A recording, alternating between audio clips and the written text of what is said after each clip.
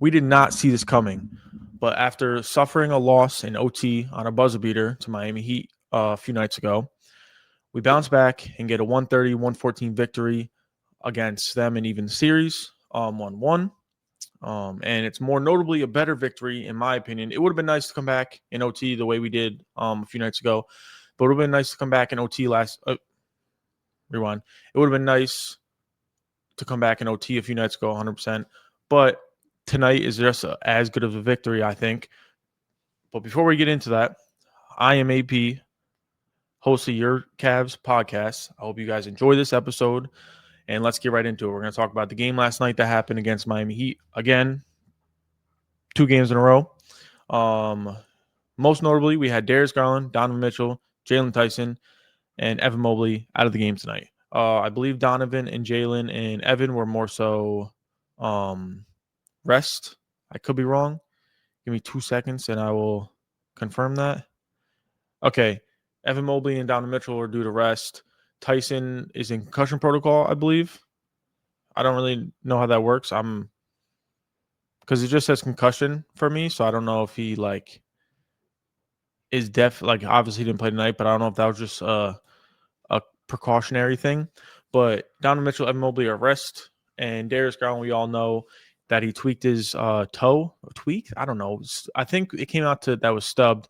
We were all very nervous for like a day and a half that he re-aggravated it, and after this big surgery on his toe and stuff like that, that was not a scare. I did not. My anxiety was high. Okay, I didn't want that to happen.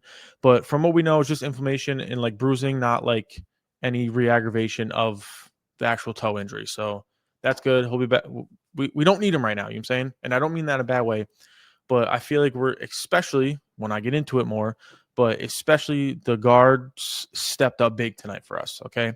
I am just going to give you a little bit of stats. I don't like throwing too much stats at people and just throwing numbers at you, but they're notably the guard stepped up big. Okay, Lonzo Ball 15 points. I believe that might be his season high so far. 15 and 8, as a starter. And I say as a starter, but he still only played 20 minutes. You know what I'm saying? So 15 and 8 in 20 minutes, shot 4 for 7 from 3. He had a phenomenal game. And then guys who I was really excited to see, Tyrese Proctor. He didn't shoot the ball that well, but the plays he was making on defense really, really got me excited for the future with this kid. Craig Porter Jr., 19 points, 4 rebounds, 9 assists, shot 58 from the field, 100% from 3, going 3 for 3. Really like him. I've always liked this game. I just think he just really hasn't got the opportunity, and I didn't think he was going to this year either. He still might. It's still early in the season, especially with Darius out right now. And if Lonzo keeps playing the way he is on defense, and just if he's can do 15 and 8 in 20 minutes and do that consistently, it's going to be scary. But Craig Porter Jr. Stepping up like that, like tonight, last night was real big for us. So I'm excited for that. But the man of the hour today, if you guys watched the game, which even if you didn't watch it, you probably at least looked at the box score, my man Jared Allen. Okay, 30 and 10. Definitely a bounce back game. I think he had 14 and 7 against the Heat a few nights ago, which isn't a bad game, especially for his standard, but 30 and 10 is a very good game for him. So I'm super excited that he bounced back, shot 60% from the field. He did shoot a 3. Kind of thought it was money, but it definitely was not. 6 or 7 from the free throw line, which is very good too, because we all know he's not the best free throw shooter. Who else? Dean Wade did Dean Wade things, nothing too crazy. Made 2 threes though, shot 50%. That was good. DeAndre Hunter, 21 points. We need some more scoring, so that was really good from him. But that's kind of, I don't know if this is unfair to him, but that's kind of more my expectations for him. I'm not saying he has to average 20 plus for the whole season, but especially when guys like Evan, Darius, and Donovan are out, I expect you to be a 20 plus point scorer for sure. And I feel like that's not too much to ask when those guys are out, and we need you to pick up the offensive load. Not too much going on with the other bench guys. Nobody really played bad tonight except for, no, because Naquan Tomlin too, this is why I hate throwing numbers, right? Naquan had 9 9, 6, and 2. He shot 28% from the field and he didn't make a three, right? But if you watch the game, like the defense, like and the playmaking and just like him like pushing the floor, like it was good stuff. You know what I'm saying? So you can't always look at the stat sheet. That's why I hate throwing numbers at you guys. You won't see me throw numbers a lot unless like D Mitch has like 46 like he did a couple games ago, stuff like that. But and Allen had 30 and 10. And I like to talk about it a little bit, but like the number I really like talking about is the plus minus, which I didn't know what that meant for the longest time when I first started watching basketball. Now I do, obviously. And all our bench guys have plus minus at least 10 plus. So that is very, very good. And we kind of held them. Yeah, we held them to 40% from. They actually shot really well. I didn't even realize that. I watched the entire game too. I didn't know they shot this well from three. Yeah, Norman Powell had 27. Andrew Wiggins had 17. Khalil Ware had 15. Davion Mitchell had 16. So we held them to. They kind of shot the ball really well. We just shot the ball better, honestly. And oh my God, no, we didn't.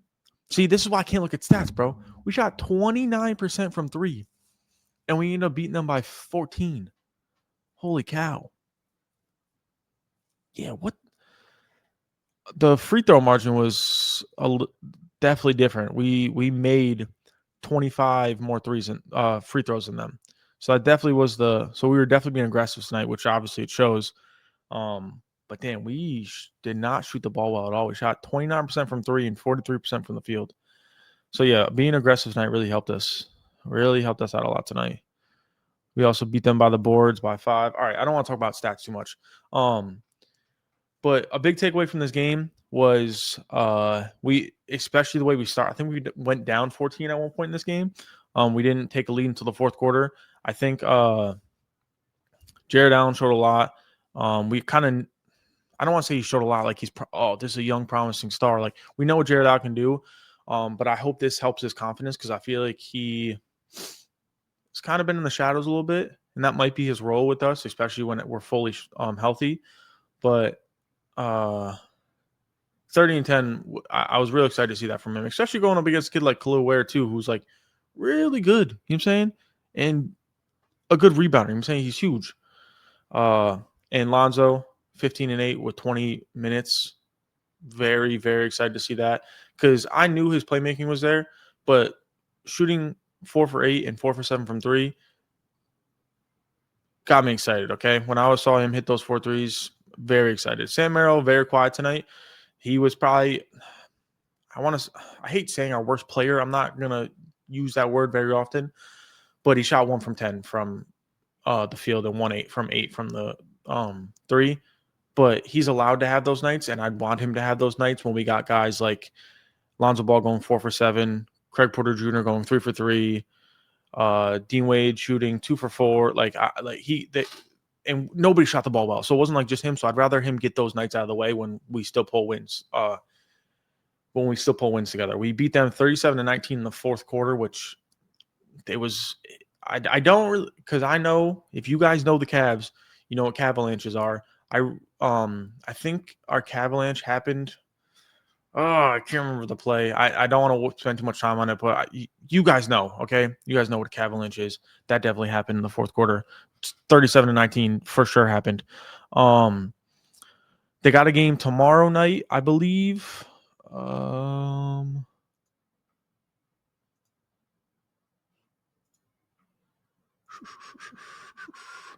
They got a game tomorrow night at home against Toronto, which we should continue this winning streak. We got Toronto, Memphis, Milwaukee, Houston, Indiana, LA for the next 6 games.